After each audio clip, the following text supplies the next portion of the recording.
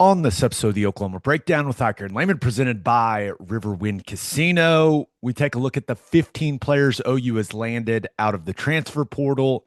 Then Jennie Baranczyk joins us to talk some OU women's hoops, and we give you our winners and losers of the week.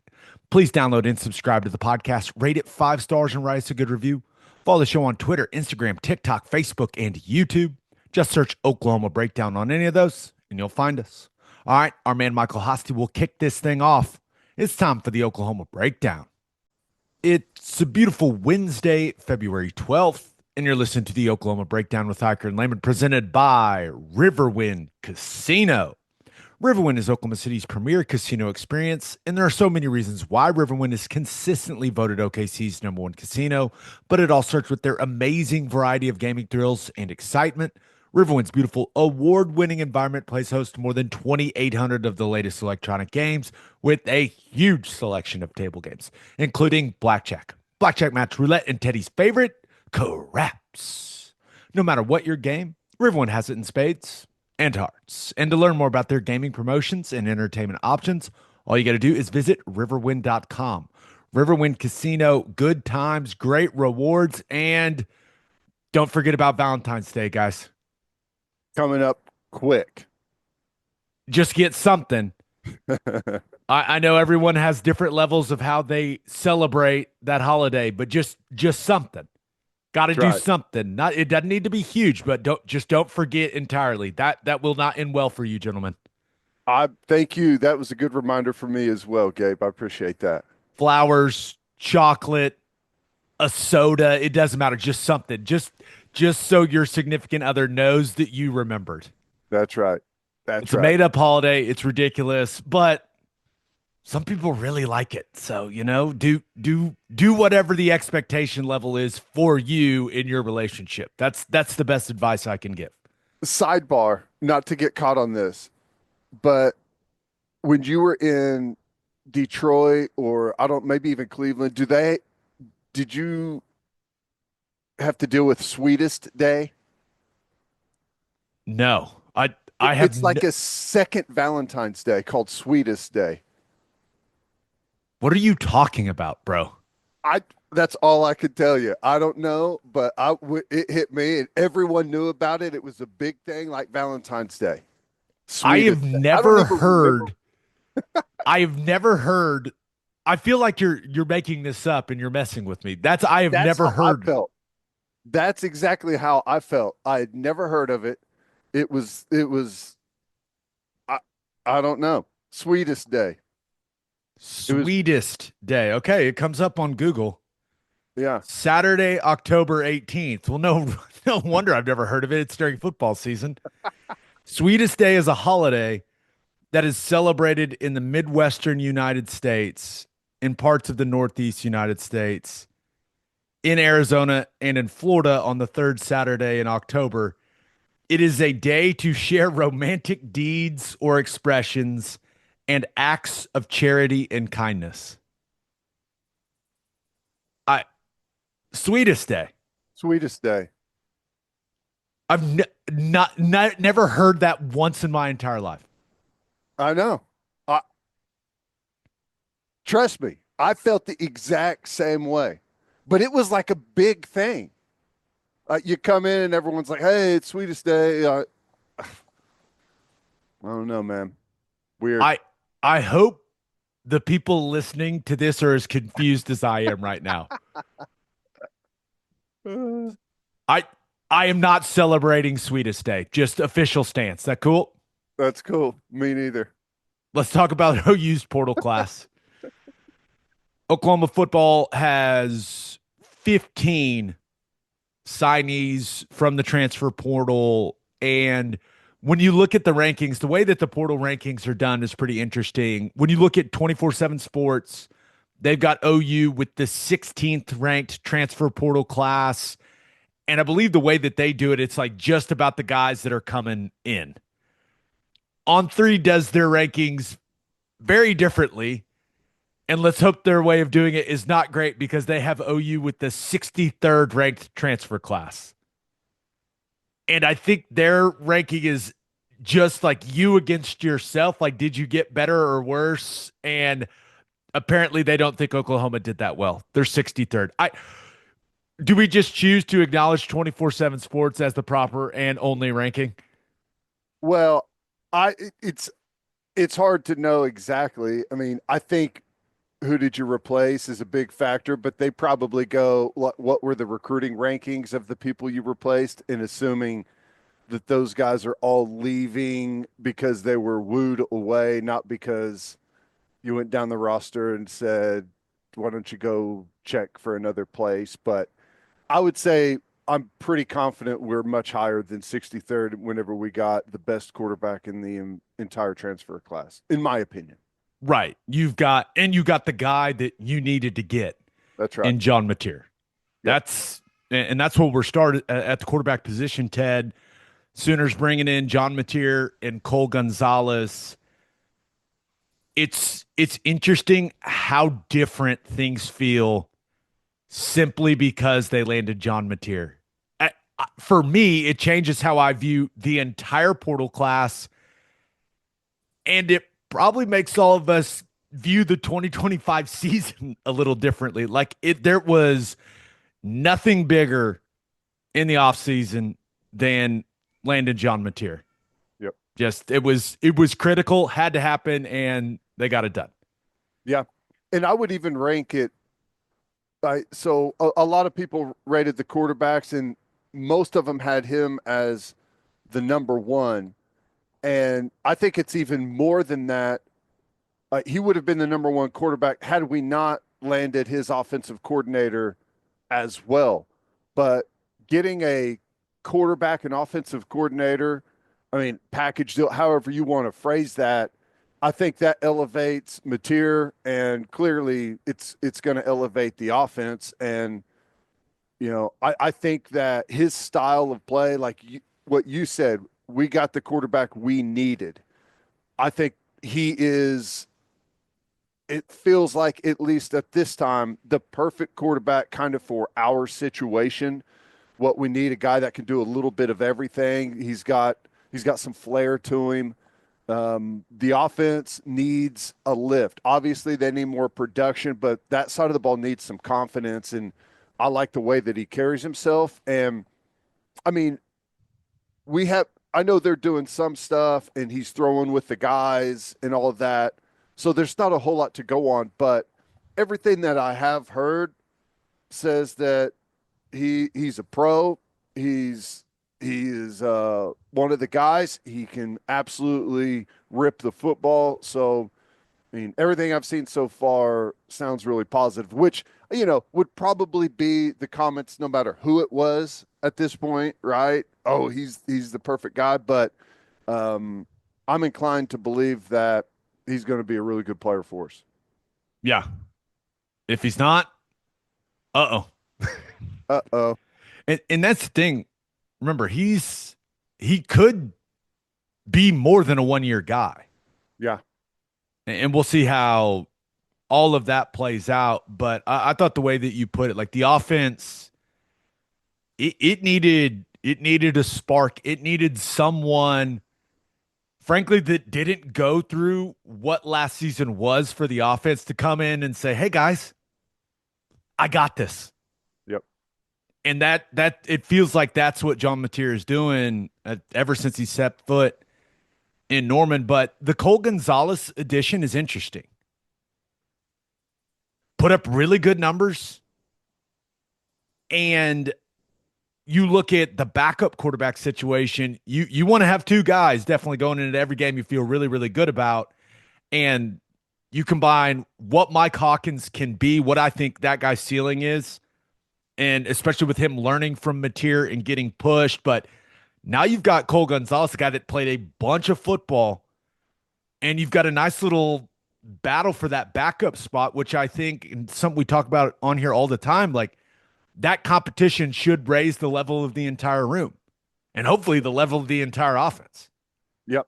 I agree. Uh, you take this for what it's worth, but I was talking to the head coach, and he said that room, that position group, is totally different. It is in a totally different place, which we all know, but I think it's even more than just bringing in Mateer. Like you mentioned, Mike Hawkins, who I mean, Mike Hawkins starts at 75% of the teams in the country, maybe, give or take, maybe more than that. And you mentioned all the good stuff about Cole Gonzalez. That's before you even start to talk about Mateer. And I think the way Arbuckle approaches the quarterback position and how he coaches it, how he develops it for his offense. You remember that he coached the quarterbacks for the bowl game, which is a weird thing, but I think actually worked out really good for us to kind of, I mean, slowly introduce him to the team, maybe a little bit quicker, get some different eyes on what they're doing and the personnel.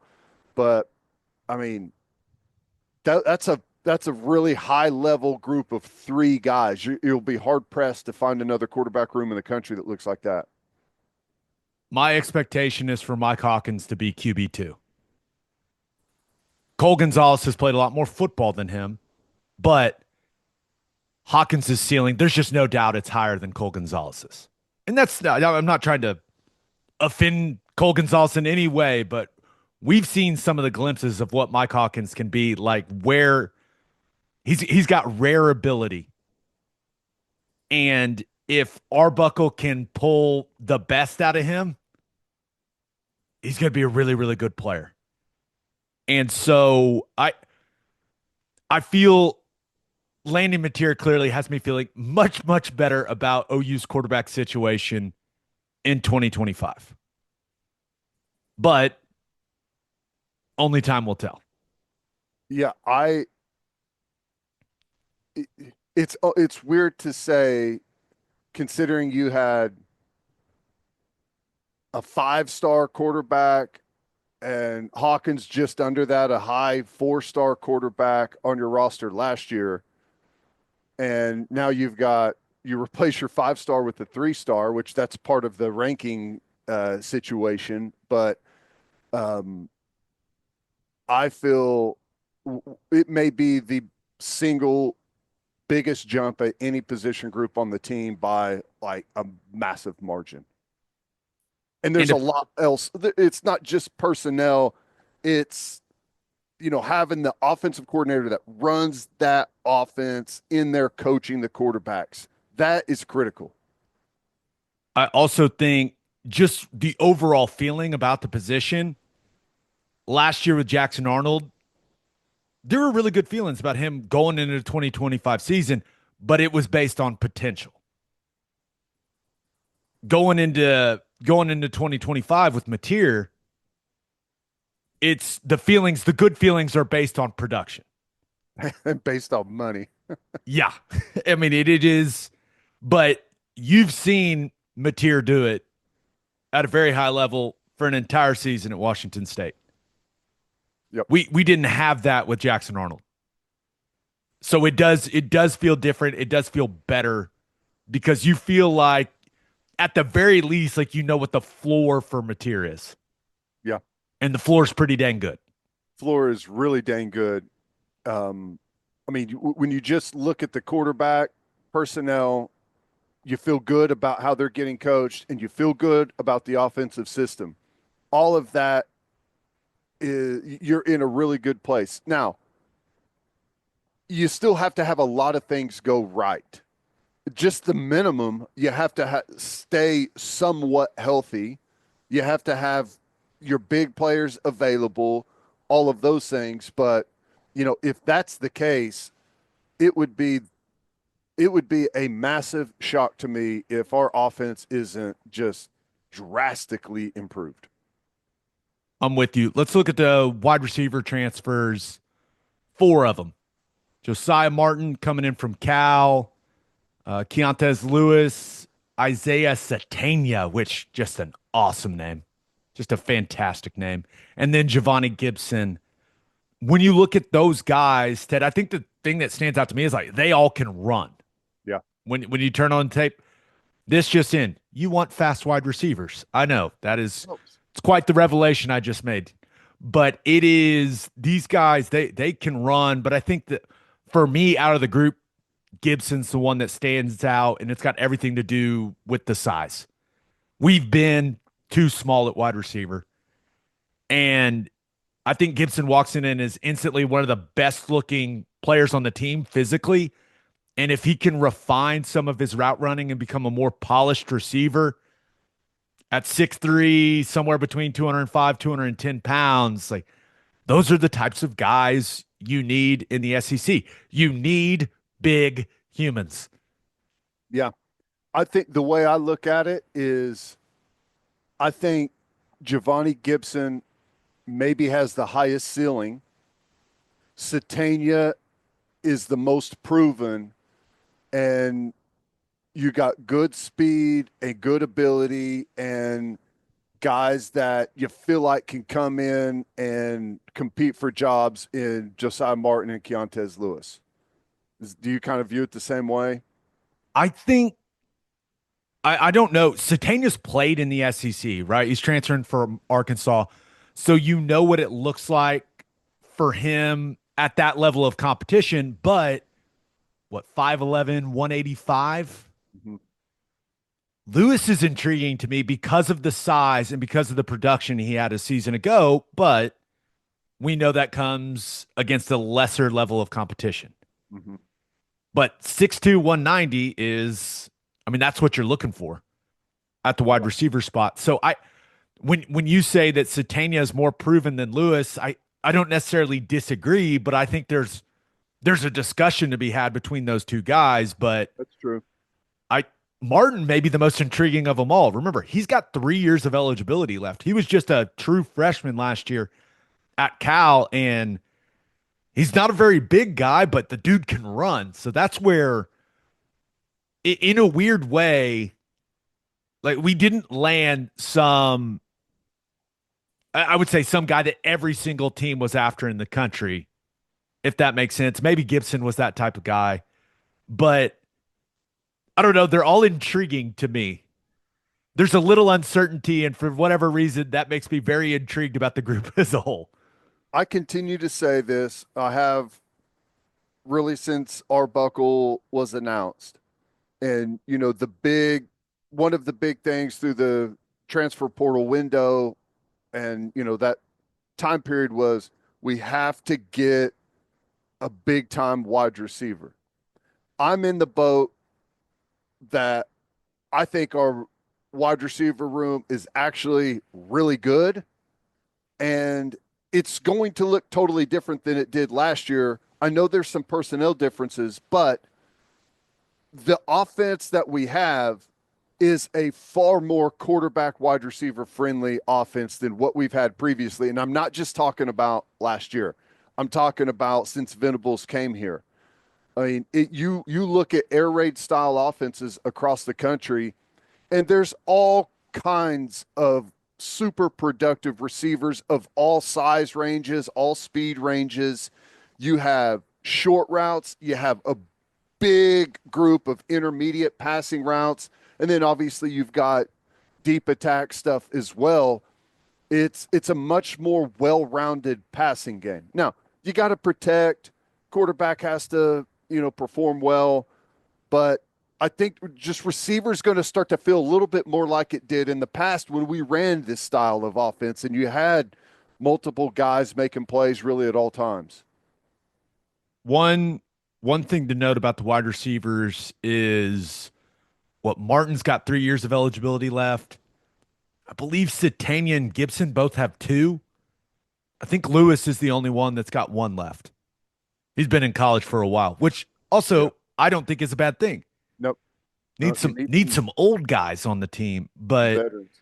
yeah, that's if those guys, some of them could end up being around for a while, which I think is a good thing, which I think was a change that OU made when it came to its portal strategy of not just getting 1 year guys, of getting guys that they think can be in the program for multiple years and develop a little bit.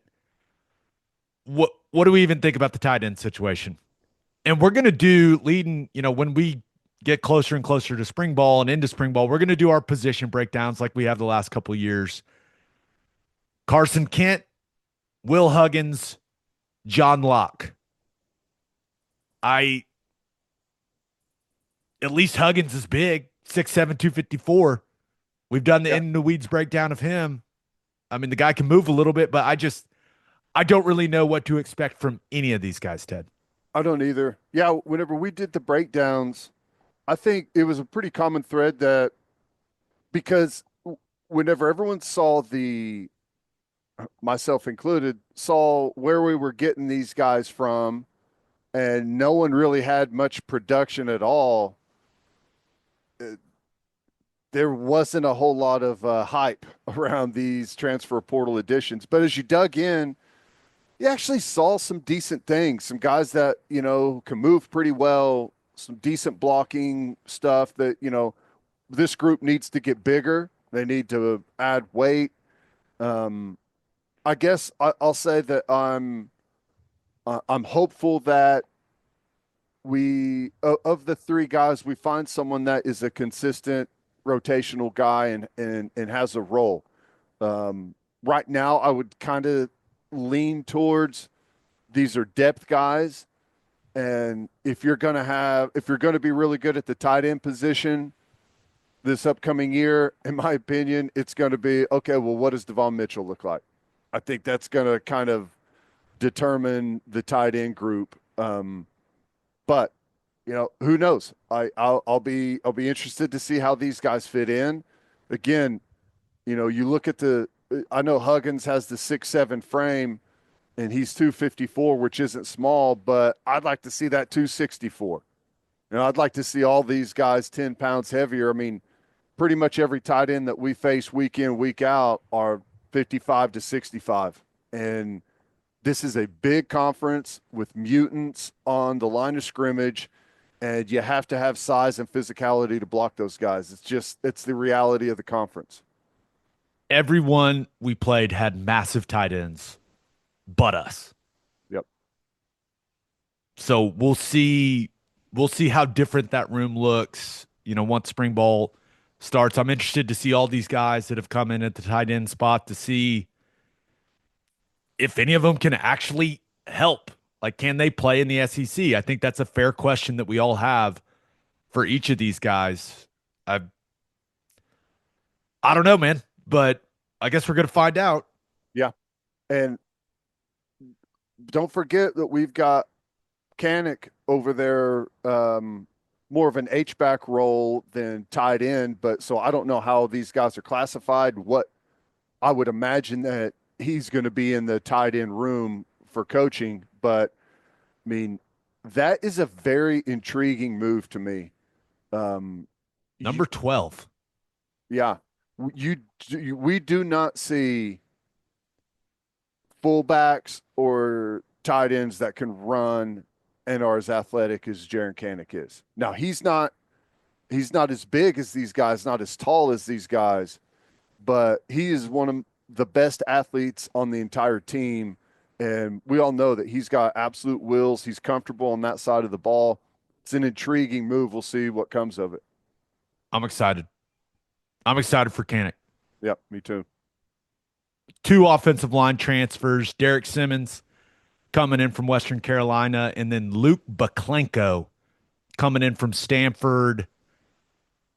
When you look at both of these guys, started a lot of games, and I just think I continue to believe there's going to be a lot of competition in that offensive line room. I think that thing is going to be completely opened up, every single position, and Bill Bedenbaugh's going to let all these guys battle it out. Now, you had Howland with the surgery in the offseason, so while that's not ideal, we'll see what that looks like for him over these next couple of months, recovering from that. But Jake Taylor, Jacob Sexton still in the fold. Maybe after spring ball, if there's still a portal window after in the spring, maybe you lose a guy or two that kind of falls behind the rest of the pack. But I love adding to the numbers and just creating even more competition. Yeah, no, I agree. I I think we're in a pretty decent spot when you just see where we are experience wise. You know, some people argue maybe it's a bad thing that we're in the position we are experience wise because we had a lot of guys that maybe weren't ready to play that got forced into action last year, but a lot of those guys improved. Ozida, Howland, even Sexton before he got hurt was showing some good signs of improvement. And everyone was playing hurt, right? Clearly, Howland was playing hurt. We know Sexton was. We know Jake Taylor was struggling to get healthy the entire year. Troy Everett was playing hurt, and it took him a while to get back on the field. So I think the most important thing for our offensive line is obviously develop, improve. Hopefully it's been a good winter workout period where guys have been able to focus on adding some strength. That's one of the things that you continue to talk about, which happens when you got a bunch of young guys playing, right? Um, those bodies need to develop, but if we can just stay healthy, I feel like we can be vastly improved on the offensive line. Surprised nothing, no portal running back additions. Mm, I maybe not surprised, but I like some of the guys that we have, but the consistency needs to really improve. Xavier Robinson, I'm expecting a big jump from him. Javonte Barnes was starting to look good before he got hurt. Had a really nice flash in the Ole Miss game. Um, and then you got one signee in the recruiting class that brings a ton of speed to the position. We'll see. I mean, I think everyone would agree that that group needs to have a big leap. Tatum needs to really develop. I guess I don't know if his season had gone a little bit differently. I would probably not worry about the baseball thing at all. But considering that he was behind the curve because he showed up late, it's late. It's not late, but he wasn't an early arrival. He didn't have that first spring. And then, he did some nice things, but he has a problem holding on to the football. You just got to call it how it is. And consistency, knowing where he's supposed to be, blocking. He needs to be a much more well-rounded running back. And I mean, it would have been nice had he had a full spring with the football team. It's not the end of the world, but I mean, there's going to be a lot of eyeballs on that position group for sure. No doubt. At least Penn State didn't steal the running back coach, though. How about that How drama? much money does Penn State have? All of it, I guess. Apparently, they go and get Jim Knowles. They're trying to steal everyone's coaches and players. Like, it feels like Penn State's going all in on this season because they've got one more year with Aller at quarterback, most likely. Both of the running backs coming back. They just got close. So it feels like a push all your chips in year. So yeah, why not try to poach DeMarco Murray, I guess. That was kind of out of nowhere. That was so random. Yeah, yeah, it was. I mean, and it makes sense if you're in Penn State's position. Um, you got to feel like if you view it through championship windows, Ohio State, they've got a big overhaul coming. Now, they got a bunch of big players on their roster, and I'm sure playmakers are going to show up for them, but they're trading out both coordinators. They're losing a quarterback, a ton of turnover on defense. Michigan is still kind of in the middle of their turnaround. Oregon's losing their quarterback. They've got a good young player behind him, but it feels like a good time to pounce. And if you could do it now before the house settlement stuff kind of levels the playing field, if it ever happens, I mean, now is a good time to really push your chips in and see if you can make something happen. Their running back coach left for Notre Dame. So they're searching for one, and it's typically a good sign when people want to poach your coaches. His name, Marco's name, is starting to really come up in pretty much every coaching cycle search now. Did last year. Ohio State was knocking on the door. Now it's time for that group, that running back room, to be healthy for an extended period of time and to produce. They got Yep. to be better. So Yep. we'll see. But yeah, interesting that no portal action at the running back position for the Sooners. All right, let's look at the defensive side of the ball. But first, hitting the highway, remember to stop at Love's Travel Stops. You can't miss the heart of the highway. And with the Love's app, you can also save big. How big? 10 or 15 cents big. Save 10 cents per gallon on gas and 15 cents per gallon on auto diesel. Save with the Love's app today and be welcomed by clean places and friendly faces. Certain conditions may apply. See loves.com for details. You listen to this podcast to get insight from the guys who played the game. Why don't you take that same approach when it comes to buying your beef? When you order from Didier Ranch, you are getting your beef directly from the people who raise it. A rancher knows what it takes to have premium quality beef. Didier Ranch has done it for over 100 years right here in Oklahoma. From delicious 21-day dry-aged ribeyes to savory steak burgers, there is no better place to get your beef. Get your beef from the guys who've done it and use code Oklahoma15 for 15% off on DidierRanch.com. Didier Ranch, tradition tastes better. And we are brought to you by Simple Modern, an Oklahoma-owned company and the official drinkware partner of the OU Sooners. Simple Modern recently launched a new, incredibly robust personalizer that allows you to create personalized drinkware for any occasion.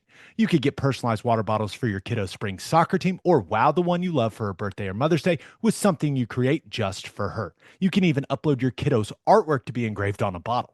Plus, with 10% of all Simple Modern profits going to charity, many in Oklahoma, you're also helping Oklahomans everywhere. Create something one of a kind on simplemodern.com. Simple Modern, it's good everywhere. Only two defensive players signed from the portal. You got Marvin Jones Jr. and Kendall Daniels. I feel like that just means that they feel good about the guys that they have in place, the guys they already have on the roster. And I think we've all seen the talent level on the defensive side of the ball really improve every single year since Venables has taken over. So I think it's a good sign that they didn't feel like they had to go out and add, 10 guys on the defensive side of the ball. And you have a lot of continuity there, which is always critical. And you're going to have a bunch of players now that have been in this system for a long time. You're not adding a bunch of new guys that are maybe slowing down the learning curve, trying to get up to speed. And when you look at the two additions, they're cherry picked. We didn't make a lot of them, but they're SEC looking players. We added some good size. I don't know. You would hope in a world that these guys don't even see the field. And if that were to be the case, that is a good problem to have. But at a minimum, I think when you look at Marvin Jones Jr., adds a good pass rusher, an athlete on the edge with some good length. We talked about him. He's a versatile guy. He can be a 2-point player that plays a stand-up in position, and it can be a hand-down guy. He's got some really nice size to him. Kendall Daniels has some position versatility. I think they're probably going to ask him to play, probably look at him at, I would guess, Cheetah, an inside backer. In a pinch, we know he can play safety for you if you need that. But big athletes with length and that can run. That's what you need. I feel like both of those guys haven't played their best football yet. I feel like there's more that this staff can pull out of them. And it's hard to now you are what you put on tape, but both of those guys had really weird seasons last year. I mean, things just completely came off the rails at Florida State and completely came off the rails at Oklahoma State. And I think the overall team situation and how poor both of those seasons were going, I think it affected how these guys played. 100% agree.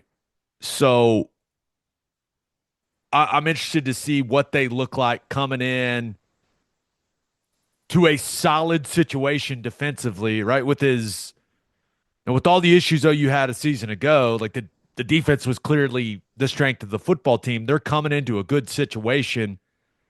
You got the head coach going to call the defense, so I'm really interested to see how these guys, if they can elevate their game. That's my expectation for both of them.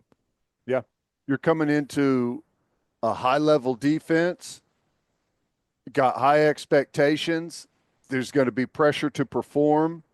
It's going to be intense. They're going to be surrounded by good players that know what they're doing. So, I mean, it should be fuel for a good year for those guys. I would say with Marvin Jones Jr., there's a lot of carryover. When you're playing defensive end or edge, it's not a whole lot different from system to system. You may be asked to fit something a little bit different on the edge. Are you hammering it? Are you spilling it? How do you play the quarterback run game? You may be asked to drop in some zone blitz stuff, but for the most part, it is what it is. What I'll be watching with Kendall Daniels, because I know he checks all the boxes physically. He can run. He can do all the things. He's got coverage skills for where we're asking him to play. But can he grasp everything that linebackers asked to do in this system and the pressure put on those guys? I mean, if he knows exactly where to be and can play in this defense mentally, then I think he can be a contributor. He definitely looks the part. He looks the part for sure. Needs to know what he's doing so he can ramp up the violence. That's it. So we'll see two specialists coming via the portal, Austin Welch and Jacob Ulrich. Any hard-hitting analysis on punters and kickers, Ted? Make field goals. Please don't punt it in the end zone. Pretty simple. Ulrich did have 27 punts inside the 20. I like that. Welch was 8 of 9 between 30 and 39 yards last season. If I had to pick, I would prefer my punter be good with the short irons over being good with the driver. I like it. If you put that ball inside the 20, inside the 15, inside the 10 consistently, that's the most important thing. Yeah, flipping the field is nice, but I've noticed over the years, and I don't have the data to back it up, but guys that have the huge leg like to show that they have the huge leg way too often. That's fair. Let's get to call your shot. We asked you guys the portal edition that you are most excited about. Ted, as you can imagine, a lot of mateer answers, which is the easy answer. This one comes from Will Barino. Father Will Banowski. What's up, Father Will? He says, I feel like Mateer's the easy answer, so I'm going to say the O-line transfers. Can they take a spot or push the guys already here to be better? Got to keep improving up front. Doesn't matter who's at QB or running back if we can't block. True. We all watched the Super Bowl. Yeah, we did. Even the best player on the planet looks bad if you can't block. So, yeah, I do think that you look at the O-line room as a whole now with Adam Simmons and Buklenko, and I feel better about what the floor of the group is going to be. Yes. As compared to going into last season. So we'll see. But I'm with you, Father Will. I think that group as a whole has to continue to improve if OU wants to have, especially when you consider the schedule, that group's got to improve if OU wants to have a solid season. What do you think of Simmons? I think he moves well, but I just don't know how strong he is. That's my one concern is his overall strength. And can he hold up in the SEC? I just don't know how physically strong he is, and it's hard to know when he was playing against the level of competition he was playing against. So that's where I think he's got the movement patterns to be able to play, but just can he hold up from a strength and power perspective? Yeah, no, I agree. He's got some decent size to him, and you had mentioned earlier that it's not a bad idea to possibly leave the door open for him to play some guard. Also, I mean, Bill does that a lot with the guys, and with some of the young talent coming in at tackle and tackles, it's got some depth. Now, how great is the depth? We'll see, but you're going to have some depth and competition at tackle, and guard's probably where we're weaker right now, wouldn't you say, depth-wise? Yeah, but you would assume a lot of these guys are going to be able to play both. Yeah. Now, I would like for the starters to just focus on the position you're starting at. But if you're one of the backup guys, like you got to be able to play both tackles. You got to be able to play both guards if you're the interior, you're the first interior backup guy. So, and it would be in a perfect world, you can play all three if you're the interior backup guy. Yeah. But yeah, we'll see. There's no doubt Beanbo is going to experiment with a lot of different lineups in spring and see where these guys look best. Yeah. Well, that's like the defensive line. We're going to be really competitive. We'll have one of the better units in the conference. The offensive line group is, to some degree, going to tell the story of the season. If we're healthy there and we're solid there, we're probably going to have a really good year. If we struggle there, it's going to be a grind. This other one comes from AD Boomer 29, who says, other than Mateer, I'd say Daniels, if Dolby can't come back at full strength or gets re-injured, he could provide strong depth to a position crucial in Brent's system. Yeah. That's part of the good thing about his position versatility. He's inside linebacker size, but he's played safety. He's been in coverage, positions for he's played a ton of football in coverage positions. So he brings something different to that position than like a Deshaun McCullough, similar size-wise, but you would think that he's going to be a better cover guy there. So we need Kendall Dolby to be healthy. That'd be a big game changer for us. No doubt. All right, let's talk to Jennie Baranczyk. Okay. She's awesome.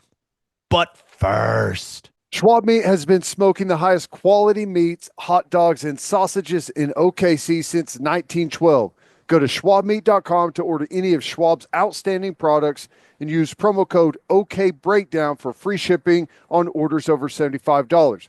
Schwab dogs are iconic. I like to keep it simple. Just a bun, dog, mustard, ketchup. Also, the jalapeno cheddar smoked sausage is ridiculous. schwabmeat.com, code OKBreakdown for free shipping on orders over $75. Schwab Meat, the official hot dog of game days. Oklahoma's favorite pub, Pub W, is a modern American pub offering a great new take on classic drinks and cuisine. They offer an extensive beer and specialty drink selection with something for everyone, and that's exactly why Pub W was voted best happy hour. And we all love a delicious brunch. Pub W brunch is served Saturdays and Sundays until 2 p.m. with some of the most delicious brunch offerings you'll find anywhere.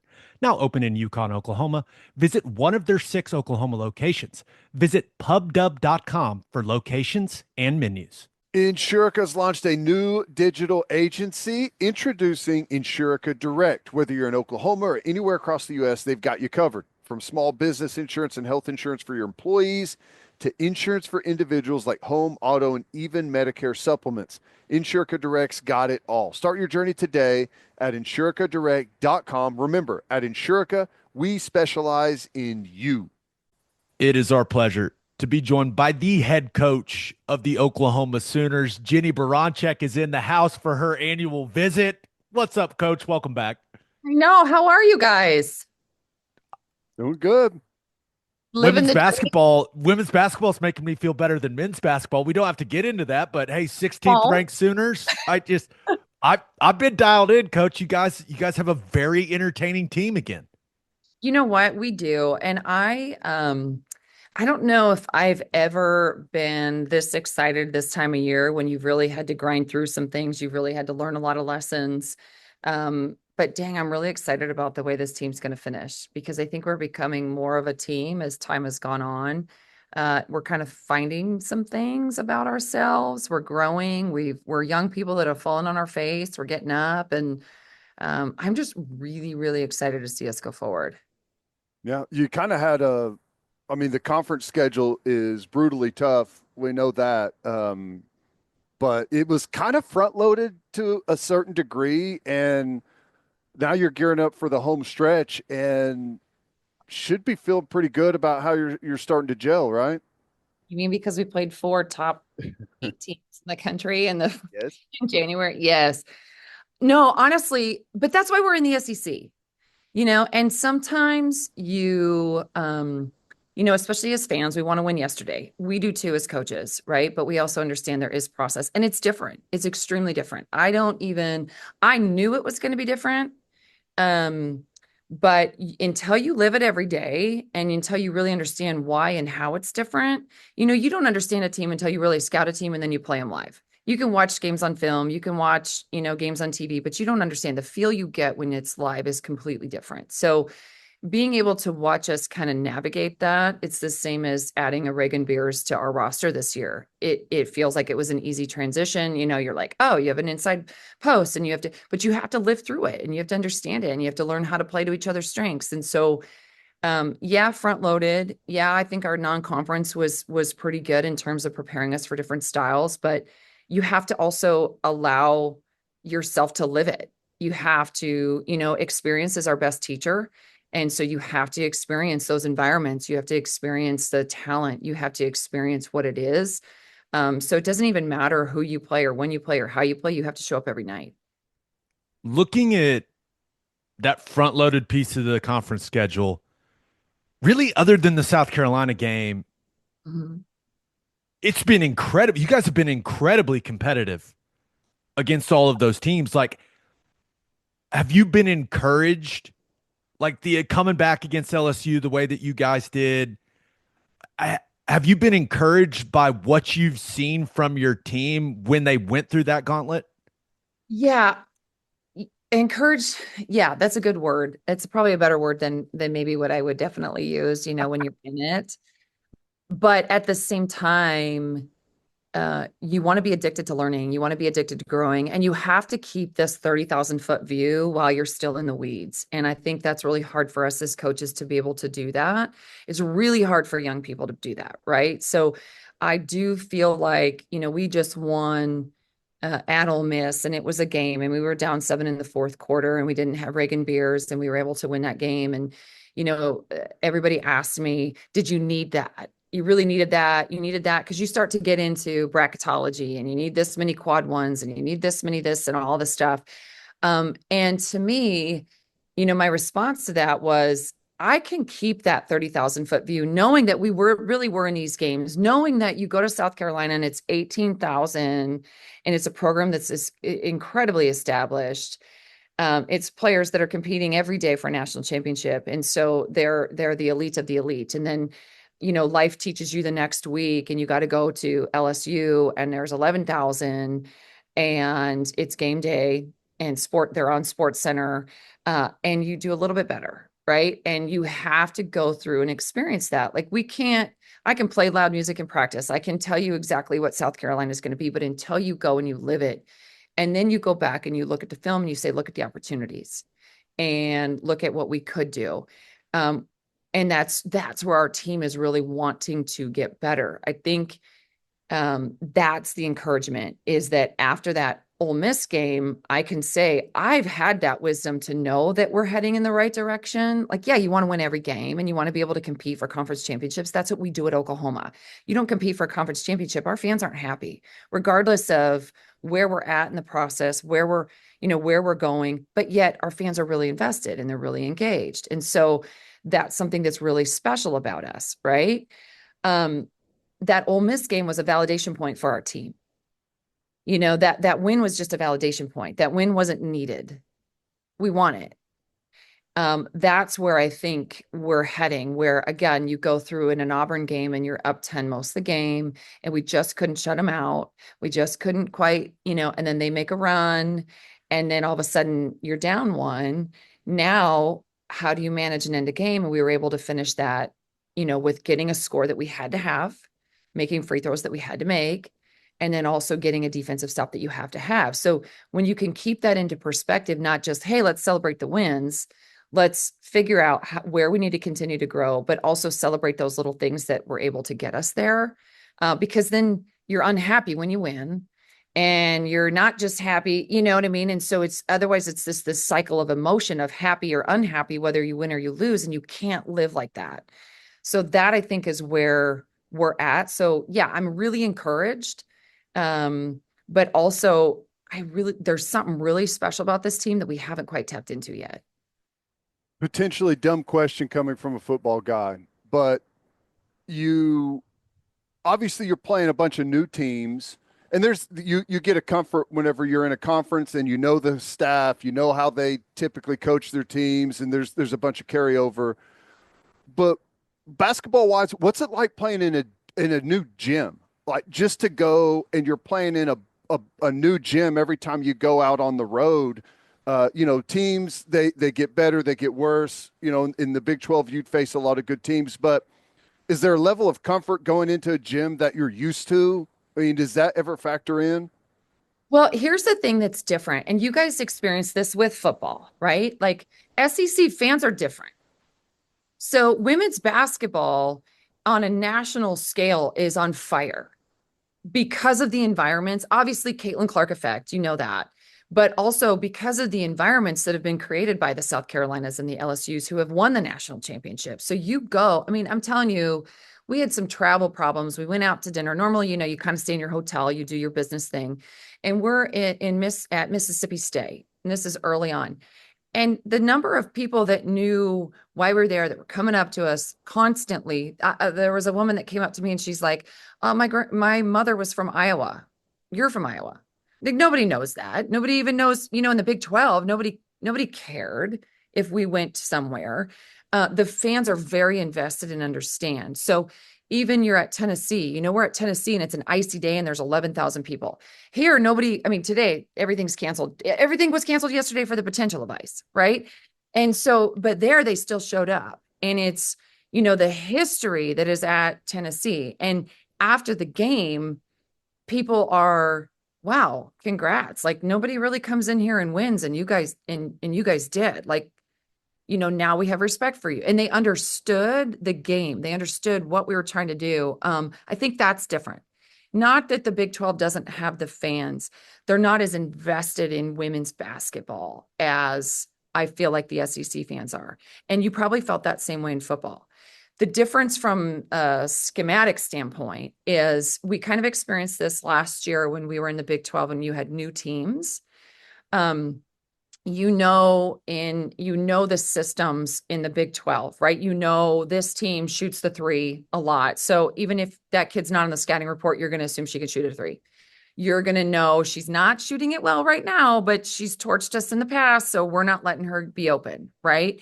That you have to guard a a post in a certain way. You know, we didn't have size last year. So, you know, there were times where we'd have, you know, your constant double hail. Sometimes we'd be like, everybody go, get it out of our hands, you know. You knew that. This year, but you got to see last year the teams that didn't know our players that maybe hadn't shot the ball well that lately, but they did a year ago, where the teams that knew you were going to guard her. Lexi Keys is a perfect example. You know, like Kansas State last year, they were going to guard her regardless of whether or not she was shooting a good percentage. The new teams might not guard her as much because they're playing percentages. So we don't have that history now with these teams. And so now you really see what people think. And also at the end of the day, it's so much less about playing against the systems and the styles and the way and the coaches' schemes. Players can just make plays. Like, you got to be able to guard one-on-one. You can't constantly be in rotation. I think we've had to learn that. I mean, there's guards that are, I mean, you're going against pros and Olympians. That's a difference in a guard court. So yeah, the gym's different. The environment's completely different, but also the game is different. It's just a completely different game. Sorry, I promise I won't be this long in all of my answers. No, I feel like I That's just what we learned need to so hear. much. That's So what we want. That's the details that people are tuning in for. possible dumb question from a football guy coming your way. You guys, I've always thought you brought a very aggressive offensive mentality. I feel like that's part of what you want to be as a coach and what you want your team to be. You guys, this season, you're one of the best teams in the country at sharing the basketball. What, top 5 in assists, I believe. How do you balance teaching your players, hey, we got to share the ball, but also teaching them to be aggressive? Like, what's that fine line between, hey, I want you to be aggressive, I want you to score the ball, but I also want you to share the ball and we need to move the thing? Like, how do you find that balance as a coach with the message that you're presenting to your players? Well, one, you got to be aggressive constantly. I mean, your uniform deserves that, right? Like, you have to, I don't care if it's a loose ball. I don't care if it's on offense. I don't care if it's on defense. You got to be really convicted to be able to go get it. And then also, I think the thing that separates us as Oklahomans, you know, and I've learned a lot about our state history, right? And the resiliency in our state, and understanding that teamwork has always been at the bottom of this. You know, Oklahoma, even to get football to rise where football rose, is because of the president of the university and because of the Board of Regents. And so we understand that it takes a team behind a team to be able to do it, right? So same thing in our offense. You have to be 100% about the uniform. So we have to take the open shot. So if we're not aggressive, if you don't drive to score, you're not going to get anybody open. If you don't pass to set somebody up, you're not going to get anybody else open. You're not going to be open. No one else can be open. So the thing that drives me crazy is when you talk about roles, right? Well, my role is a screener. Well, who the hell wants to just be a screener? You have to be able to be an offensive threat at all points, right? So your screening should get somebody open, but also you should get open. If 2 people go with one, then you're the open person. And so if you're the open person and you don't want to take that shot, that actually hurts the team. So we have the green light mentality. It's kind of like watching the Thunder. Like, look at how good the Thunder are right now. Like, they're so. Oh, coach, if you want to talk Thunder, I'm with you. Let's do this. But they're just a great example that's right up the street, and that's what we want to do, you know. And you know, you go back years and years of all the teams, and they had multiple players that were great that won championships. It's never one player that's going to shoot all of the time. It's never only 3 people. It's 3 consistent players. But you still have to have the element of threat. Otherwise, it's going to be 4 on 5 constantly. You know, that's where I think that's what Reagan Beers brings to us. And that's a whole other story as well. But, you know, when she draws a second defender, then somebody else is open. That's an assist. If she doesn't, and one-on-one coverage, then that's an assist. So you constantly have to think. I think we've also had to shift the mindset of, if it is one-on-one, you have to be able to score that. And so that's something that we've had to shift that. I think the mindset right now of young people, we're trying to teach resilience, but we're also trying to teach team. But in order to teach team, you have to show up every day. And you have to have that individual responsibility. And that's not always easy for everybody. Yeah. Well, you've very subtly hinted at some frustrations that you have.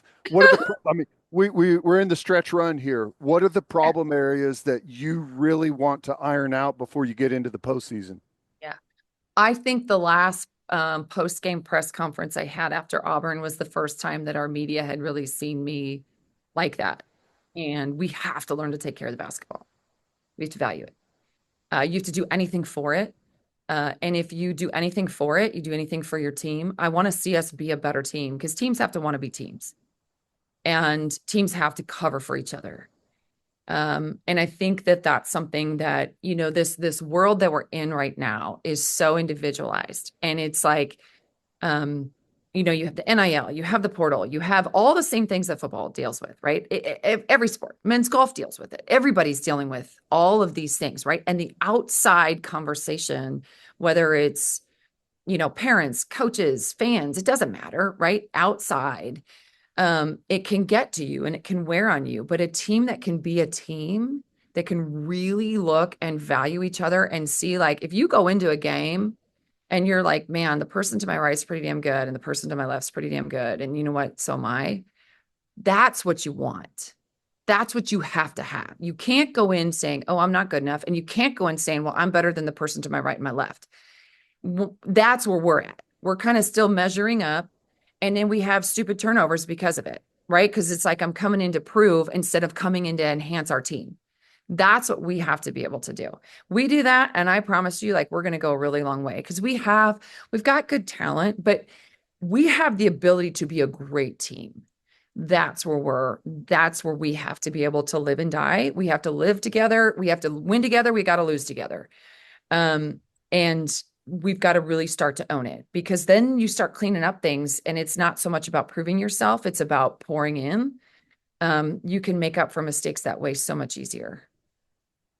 It would be awfully helpful to the cause if you can get Reagan Beers back on the court. She's missed some time, been banged up. Maybe it's because of how much she gets fouled and the refs don't call it in the SEC for some reason. But don't comment, Coach. I don't want you to get in trouble.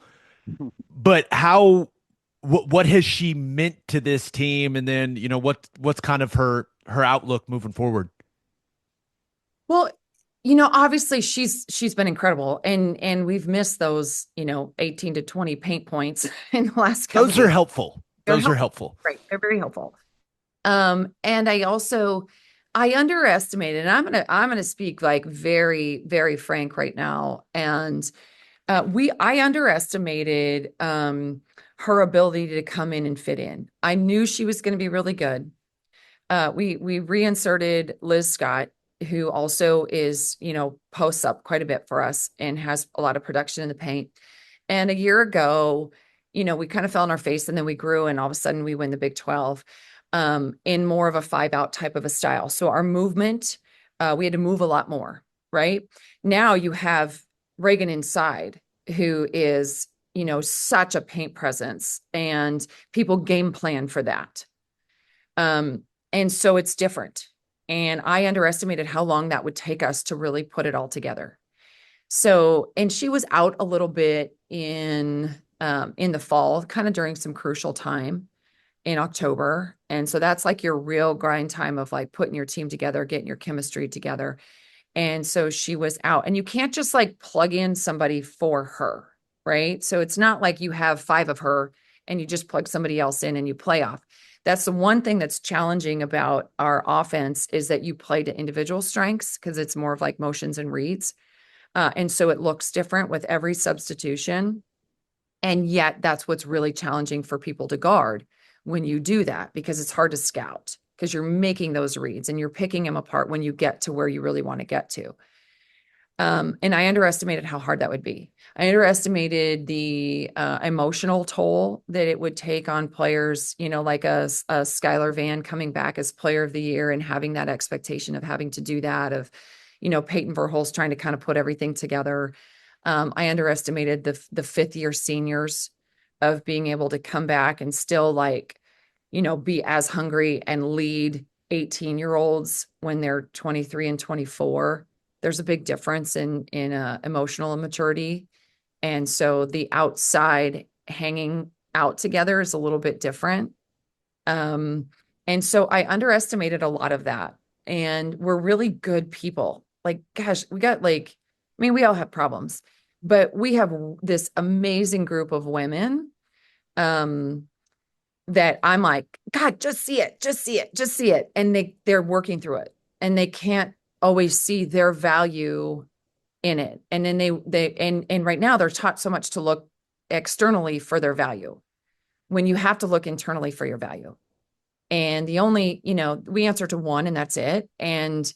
But right now our young people are taught to answer to 15 people pulling them in different directions. And so I underestimated that. I underestimated being more in a spotlight on a national level, because we got so much more attention, and you're ranked in the top 10 at some points in the season.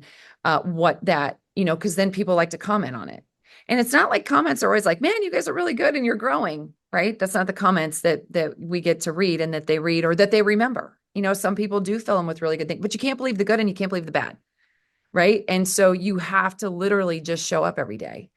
I underestimated how hard that would be for us, but I also am looking at us authentically actually growing, talking about that, failing, falling on our face, and being able to kind of just start to roll up our sleeves and kind of work a little bit more. So that's why, to me, I'm really excited about the next month and a half for us, because if we can really start to authentically do that, because you can't just go do a ropes course and now you got good teamwork.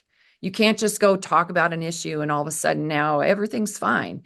You can't just give a good speech, a motivational speech to say, yeah, I believe in you, and now we're confident. Like, it doesn't work that way. You got to work through it, and you have to fail. And so I think I've talked more about failure this year, because in the games we have really good moments, but we haven't gotten the wins that we've wanted. And so therefore you got to learn winning's not enough. It's never going to be enough. So how you do it and the process of it is where we're at in this fourth year. So Reagan means a lot, but you got that answer.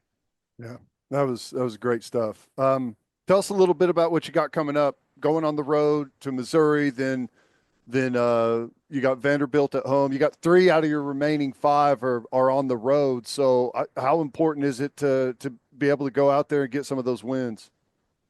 Well, it's important for us to get better. It's important for us to still, we hope we do get Reagan back. I'm hopeful that she'll get to play in the next game. We don't know that yet. That hasn't been confirmed. But we have to get better, and we have to really gel together, and you have different combinations in. We have to learn to play to each other's strengths, and we have to learn to show up every day. So it doesn't matter if you're at home. It doesn't matter if you're on the road. I mean, we've played in the toughest environments in the country. So we can say that we've been there, we've done that, we've performed somewhat well in some, somewhat not well in some. So if you take those lessons and you go, you're going to go to an SEC tournament that's in South Carolina, there's fans. It's going to be packed. So you got to just continue to learn, and you got to get better. I think if we can keep our focus there, then everything takes care of itself. The winning always takes care of itself. The scoreboard always tells the story it's supposed to tell. We just don't always like it. But we got to learn from it, and you got to look in the mirror first. So we do that. And I'm telling you, like, the next time when we talk, you're going to want to talk to this team, because you're going to want to follow this team. I know. Do you guys talk about having your eyes on a top 4 seed? Like, is that part of the conversation? Like, because the top 4 seeds host regionals. I know that's something that you would love to do, but is that a discussion you have with your team, or is it the, hey, focus one game at a time mentality? Right now we're at a focus every day mentality, not even one game. It's not, we're not going to prep for Missouri in practice today. Today we're going to go against ourselves, and we're going to go against the game of basketball. And then you have your time and place that you go and you prepare for Missouri, which we will on Friday and Saturday. But right now, we don't need to talk about it. We already know. It's not like it's not everywhere. So it's not something that you can't play for a seed. You got to play so the winning finds you. You got to play together. We have to, it's funny. I went over to YFAC last night, and my 7-year-old is playing basketball. And so it's fun. Go watch, first grade basketball, and fun and awful, right? It's challenging. But Perfect way of putting it. yeah, it's amazing, And so if you don't laugh, you'll cry, right? So I kind of feel the same way about our team some days. But you're watching just guys playing pickup, right? And you're just watching the rec league play, and you just do stupid stuff in rec league, right? You like throw something and you see it. But like, one of the best compliments you can get is sometimes your team looks like old man rec league because they're just playing and they're having fun and they're, what I mean? And they're just making reads, and that's one of the best compliments that you can get, because the Thunder can look like, obviously Shea's elite. That doesn't look like old man rec league, but you're just reading and you're passing and you're playing and you're, and then all of a sudden your level elevates because you're having fun playing. This is the same thing that we need to do. And so it's not about the seed. I think the seed will take care of itself. Now, I'll tell you what, it was really challenging a year ago getting a 5 seed and having to play at Indiana. And when you felt like you should have had a 4 and playing at home. And then when you lose in the last minute of the game, that's tough. So, you want that, no question. And I think we also, the more that we can do that, the more that we can grow our fan base here, because we got to do that. If we're going to compete in the SEC conference, and it's football too, and it's every sport here, we got to just grow that passion, that we know we're in the process. We know it, and we need our fans to be part of it, because we want to be the best for our fans that we can possibly be. We can't just keep asking from them to show up and do this, and then we don't give. We have to be able to continue to give. Like, we've got to give to them. We've got to give them a good product. Obviously, we want them to feel really good when they leave. And that's something that we've got to obviously continue to work on. But that is the difference. So if we do get that 4 seed, we really have to really sell out this place, and we have to play really well for them. I think you pointing out some of the differences in playing in this conference has been really cool. Does that maybe better prepare you guys for postseason play, playing in some of those pressure situations and those environments, or is that, just kind of a postseason is what it is? I don't know that answer, but I do know the history of the SEC teams do well postseason and get a lot of teams in the tournament and have had a lot of upsets and win national championships. So I would imagine that prepares you, when you go, and you have to play the best to know that you can. And you can do all you want saying that, but when you go to play at South Carolina and fall on your face, the next time you're probably not going to fall on your face as hard. So that is so much better to have that experience in January than March, where it ends your season. So that's where I feel like the answer can only be yes, it will prepare us more, but I don't know that yet because we haven't experienced it. Coach, this was awesome. All of you listening, go out and support this team. Got 2 home games left against Vanderbilt and then Senior Day versus Alabama. This was awesome. I feel like I always, every time we have you on, I feel like I need to take notes because you're just you're instilling wisdom. How to turn it over. Stuff down. Coach, you're the best. I appreciate you. No, I appreciate you guys. Thank you so much. Boomer.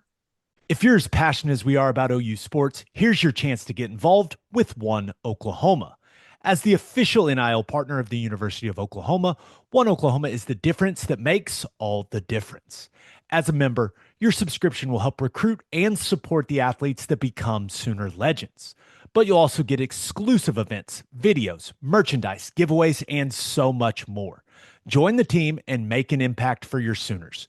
Go to oneoklahoma.com and subscribe today.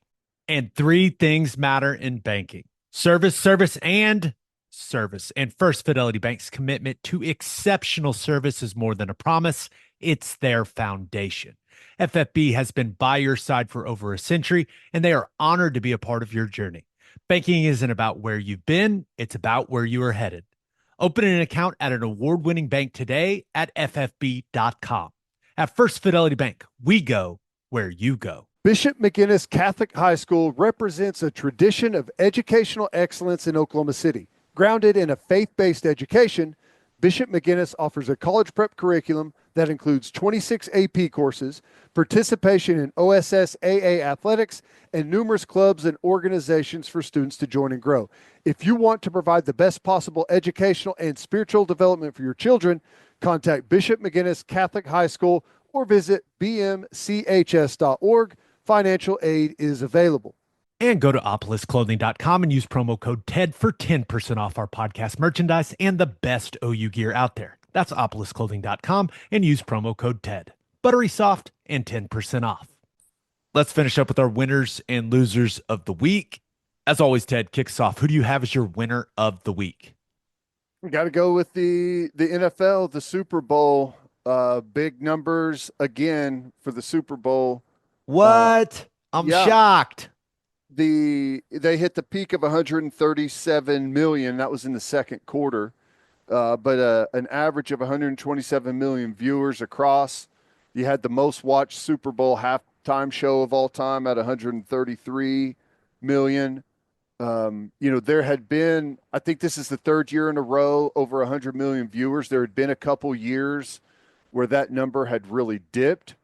But, the build up to this game for eyeballs, for people being interested in the game was really good. We didn't get that kind of game, but there was, it felt like anyways, a ton of interest leading into it and results in some pretty good viewership numbers. Now, I will say this. They changed how they tabulate the viewership. It previously had been done off of, the top 44 media markets, I think, and I think that represented like 65% of the coverage.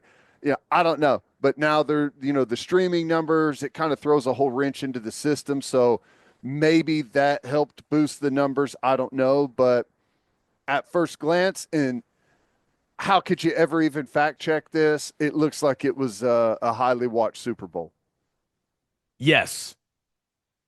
A ton of people watched the Super Bowl. That is it. I don't know why people were surprised. Do they think people just turn the Super Bowl off if it's a bad game? People don't actually turn it off. They just start doing things around the house. Right. The game is still on. That's where people are like, "Oh, I can't believe the ratings are so good because with it being such a blowout." What else do you do on Super Bowl Sunday? You don't turn it off. You may tune it out, but perfect way of putting it. We had some family over. We watched. It's probably, other than when I've watched Super Bowls on my own, it's probably the most dialed in I've been, and we were dialed in for every single snap the whole way through. But we were playing some games and stuff with the kids. But it was, I don't know. I wish we would have had a better game with some drama in the second half. But like I said, it was one of those where it felt like there weren't a whole lot of people that were just not interested in the game. It seemed like it was a very compelling matchup for the masses to enjoy. Kendrick Lamar is the big winner because whether you loved it or you hated it, everyone's talking about Kendrick Lamar still. Yeah. I also saw an article that there are a bunch of people trying to get the bell-bottom jeans he was wearing, which I don't think they would look very good on us, Ted, but there's only one way we find out. Well, I'm going to order you some. Okay. I'm going to send them to your house. I'm willing to try anything. Now, am I willing to walk outside of the house in them? That's a different question. Could you imagine me wearing some bell-bottom jeans? Come on. I think you could make it work. Well, Like just a hoodie and some bell bottoms, I think you would make it work. a hoodie, I was thinking like silk shirt and grow the Ooh. mustache out.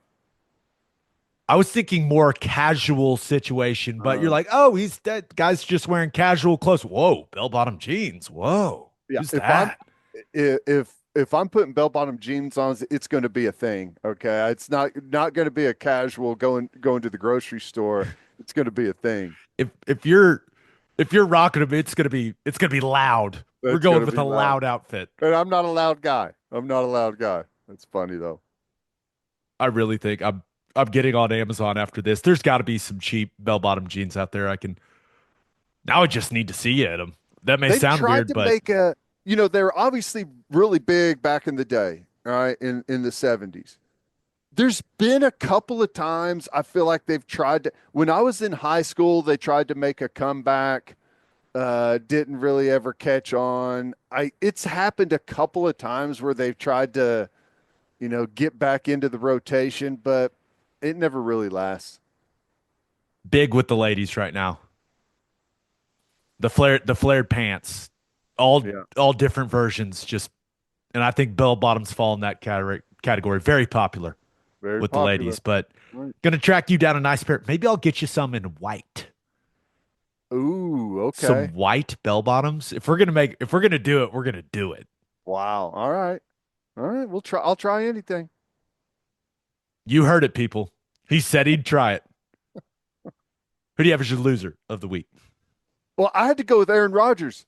Um, Part of the reason, at least according to the Jets, for them moving on from him, is the Pat McAfee show appearances.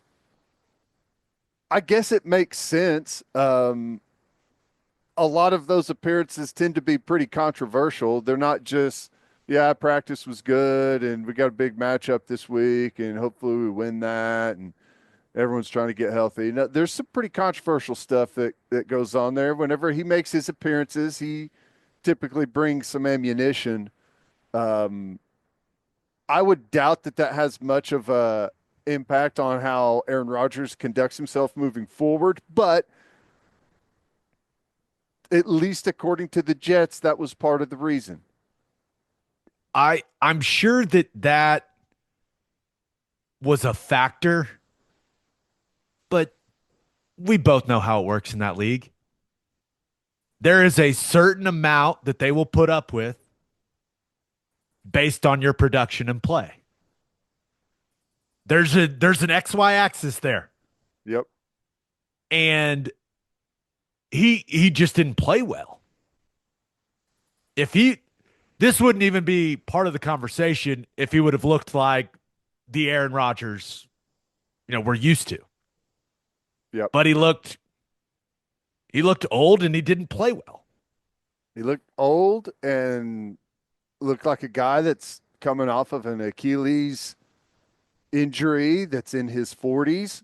It's not easy to play the quarterback position in the NFL, and it gets exponentially more difficult the older you get. Whenever you like, he was in his prime, maybe the best we've ever seen at creating, making throws off platform, getting out, creating stuff down the field. He was a threat running the football. He could do it all. When you take that piece away from a player, whether by age or by injury, it changes the whole dynamic of things for him, and it's harder to adapt the older you get. Do whatever you want during training camp. Go on whatever shows you want. Say whatever you want. If you go out there on Sundays and you ball out. Yep. No one in that locker room, no one in that building saying a word to you if you're going out there on Sunday, playing at a very high level and slinging that thing. Yep. Now, it was probably mainly Aaron Rodgers, but it's also the Jets. I mean, the Jets have not been in a good position and really had I mean, they've had great defenses. I mean, they've routinely put out some of the best defenses in the league, and that goes back a long ways. But the Jets have struggled on the offensive side of the ball for a long, long time. It appears the struggles continue. The struggle continues. All right, let's get to my winner and loser. But first, Rocket Money is a personal finance app that helps you find and cancel your unwanted subscriptions, monitors your spending, and helps lower your bills so you can grow your savings. It lets you see all of your subscriptions in one place and know exactly where your money's going. For ones you don't want anymore, Rocket Money can help you cancel them, and Rocket Money has over 5 million users and has saved a total of 500 million in canceled subscriptions, saving members up to $740 a year when using all of the app's premium features. You get alerts if bills increase in price, there's unusual spending activity, or if you're close to going over your budget. Rocket Money will even try to negotiate to lower your bills for you. They automatically scan your bills to find opportunities to save, and then you can ask them to negotiate for you. They'll deal with customer service so you don't have to. Cancel your unwanted subscriptions and reach your financial goals faster with Rocket Money. Go to rocketmoney.com/game-on today. That's rocketmoney.com/game-on. rocketmoney.com/game-on. and Lucy breakers are 100% pure nicotine pouches with an extra burst of flavor, and you can get them delivered right to your front door. Go to lucy.co and use promo code breakdown at checkout for 20% off your first order. That's lucy.co and use promo code breakdown. 4 milligram mint. That's the go-to. Okay. Keep it simple, keep it light. I can't do the eights like you, Ted. I'm not as manly as you are. I'm sorry. I need it injected into my veins. They also have berry citrus, espresso, and mango. But I stick with the mint. But I know some people like more of the flavor. You can even set up a subscription to make things even more convenient for yourself. Level up your nicotine routine with Lucy. Go to lucy.co and use promo code breakdown for 20% off your first order. And here comes the fine print. Lucy products are only for adults of legal age, and every order is age verified. Warning: this product contains nicotine. Nicotine is an addictive chemical. My winner of the week, Kellen Moore. Solid couple days for Kellen Moore. I'd say so. You call the plays for the Eagles in the blowout. Your quarterback wins Super Bowl MVP. That's got to feel really good if you're the offensive coordinator for that. And a couple days later, you are the head coach of the New Orleans Saints at 36 years old. Solid. Pretty good. Pretty good for Kellen Moore. And I was looking at some of the articles about it, and I saw this from ESPN.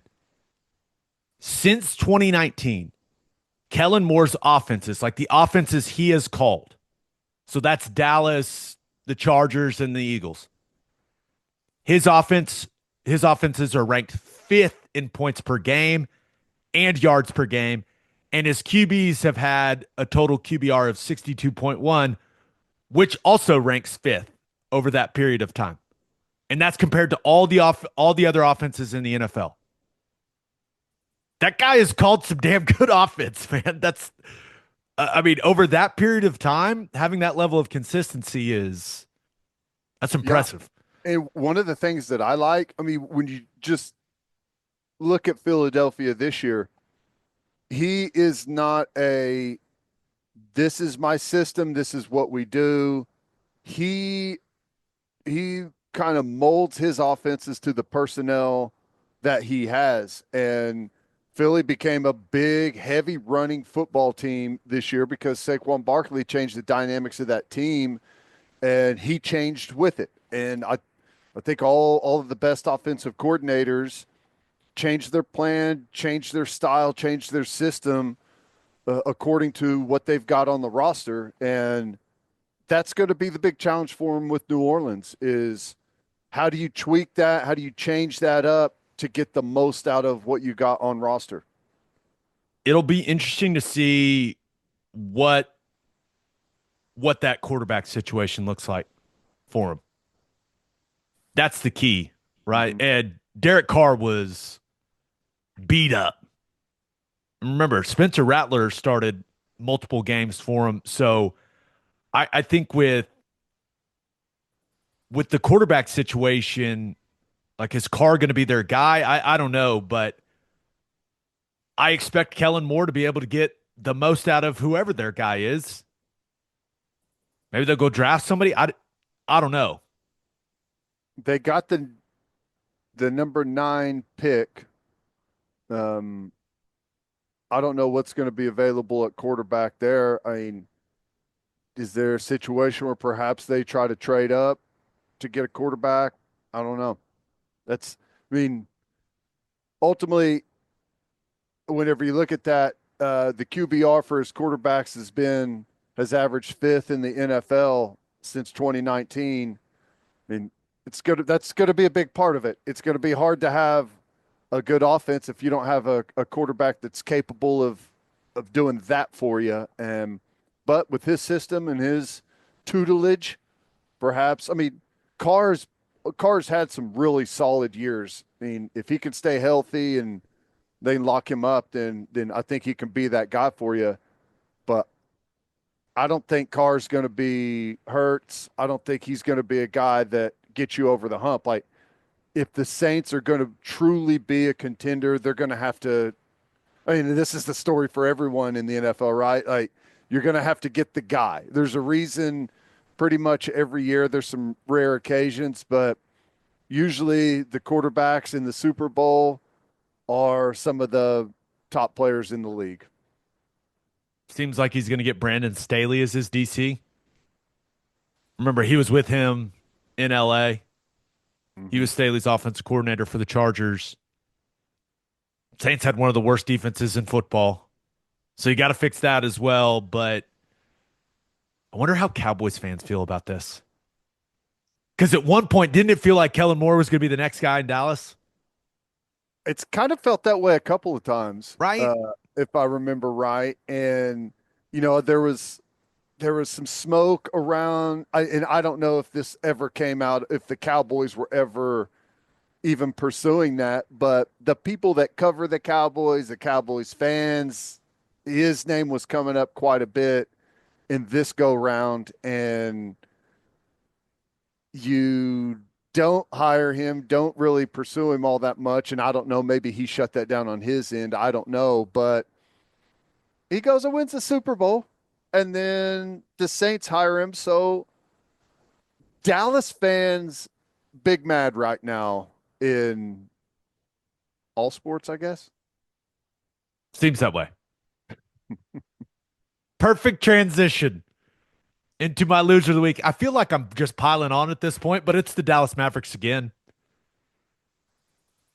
Ted, if you thought that the Luka Doncic situation, if that trade was just going to be a couple day thing for the organization, incorrect. Mm. And not only is it not gone away, it's getting worse. First of all, Anthony Davis, turns out him falling to the ground and grabbing his groin area was actually something serious. Shocker. Going to miss several weeks with an adductor issue. Mm. Mavs also not given a ton of information on that situation, which I believe is rubbing some people that cover the team the wrong way.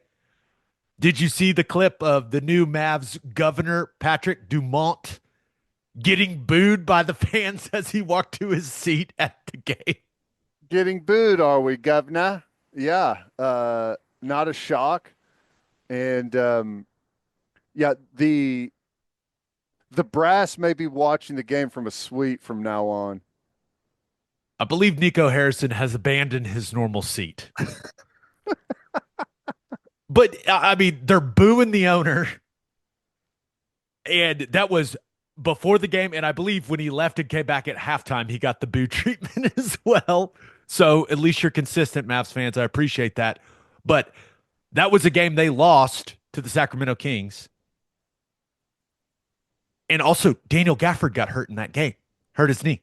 Mm. So that means when you look at their big guys, Anthony Davis out, Daniel Gafford out, Derek Lively out. Now, Dwight Powell also out. Like, Their entire front court is hurt. Mm. And supposedly that was the whole reason you made the trade, which, here's the thing. It was a horrible trade, and it's going to continue to be a horrible trade. I mean, you can count the people shocked that Anthony Davis went down in the debut really on one hand. It's been a recurring issue for him quite a bit, and if he's going to miss an extended time, I mean, I don't know how many games are going to be in there. We got the All-Star break coming up here at some point, but the Mavs are, if they go on a losing streak, they could be flirting with even making the playoffs. You know what makes things even worse? You start ejecting fans from the arena.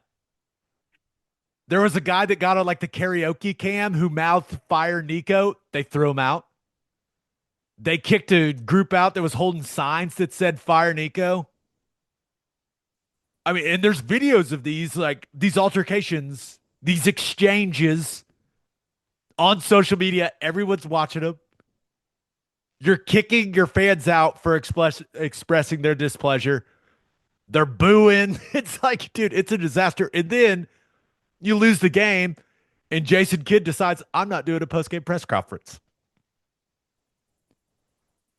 Because that's professional, and that's certainly the best way to go. Like, my goodness. How do you think, because Jason Kidd has been, I mean, if you believe all the reports, and I'm inclined to believe them, because why would you tell your head coach that you're about to make the worst trade in league history? He's been unwillingly drug into this whole nightmare.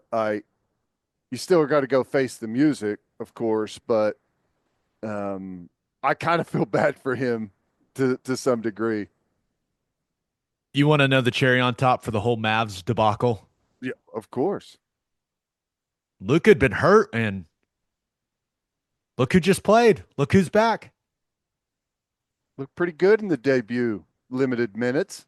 Did not shoot the three particularly well, but the Lakers hammered a bad Jazz team. You know what I thought was a very, very good move by that organization? They just put Luka Lakers shirts. It looked like it was on every seat in the arena. Now Mavs fans just got to look at thousands of people rocking 77 Lakers jerseys. I mean, dude, this thing is an absolute disaster for those fans in that organization. Like, everyone is angry, and maybe did you see Dirk Nowitzki went out there to see Luka play his first game as a Laker? I did. Dirk is their guy. The dude has a statue out in front of the arena, and I don't know if he thought it would come off this way, but it kind of felt like him protesting the move. Like, hey, I'm going to go watch him. I'm going to go support him first game in LA. He tweeted about it, made sure everyone knew. I don't know, man. It felt a little calculated from Dirk. Yeah. I can understand why Mavs fans are so upset, and like kicking fans out and everything. I mean, it does start to make it look like, a lot of people have talked about one of the reasons is they're trying to move the Mavs out to Vegas, but who knows if that's the real reason, but the whole thing does have a deliberate feel to it. I mean, we'll see what happens, I guess. One positive thing for the Mavs, Kyrie Irving is the person replacing Anthony Davis in the All-Star game because he's hurt. Well, don't get hurt in the All-Star game, Kyrie. Just a disaster in Dallas, man. I mean, there's a game and a half separating Dallas from being on the outside looking in. for the play-in games. The vibes, just quick vibe check with the organization. Vibes aren't good. Vibes bad, trending bad, and trending worse. I saw, speaking of trending, I saw, you know how their thing is like Mavs fan for life, Yeah. MFFL. I saw MFFL MAO trending on Twitter. Which, geez, their own fans are mocking like their motto. It's just, oh, It's wild, and and it's us, only going us to get Thunder worse. fans are sitting over here going, oh, we've got it so good, baby.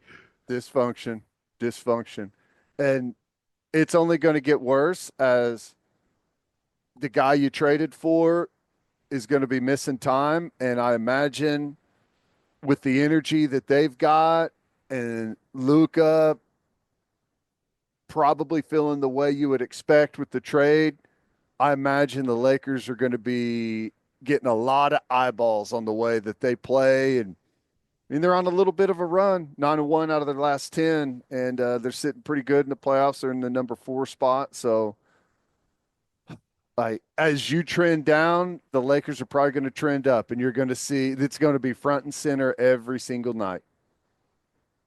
Luka is going to have a game where he's like 8 of 10 from 3 and has 42 points on like 20 shots. And that is going to hit like a dagger in the heart for Mavs fans. It's coming. That performance for Luka in a Lakers jersey is coming. It's right around the corner. And they're not going to take it well. Just a quick scan. Dang it, they don't play each other for the rest of the season. Oh, That would have been. Oh, yeah, they do. Yeah, they do. Yes, they do. I was on the Lakers In Dallas. schedule looking for the Lakers. Yeah, and it's actually coming up pretty quick. Yeah. 25th. Cannot wait. Birthday shout outs. Only one birthday. You take it, Ted. Happy 11th birthday to Colin Nader Hollingsworth. Happy birthday, Colin. On that note, episode 501 in the books. We'll have a new podcast that'll drop on Sunday. Billy Bowman will be joining us. Always fun to talk to Billy. Billy. Billy. Just a reminder, please subscribe to the podcast wherever you listen to podcasts, and please subscribe to our YouTube channel. Also, check out our website, okbreakdown.com. We hope you all have a great rest of your week. Have an awesome weekend. Until next time, we appreciate you all for listening. Do what you always do, Oklahoma. Take care of each other.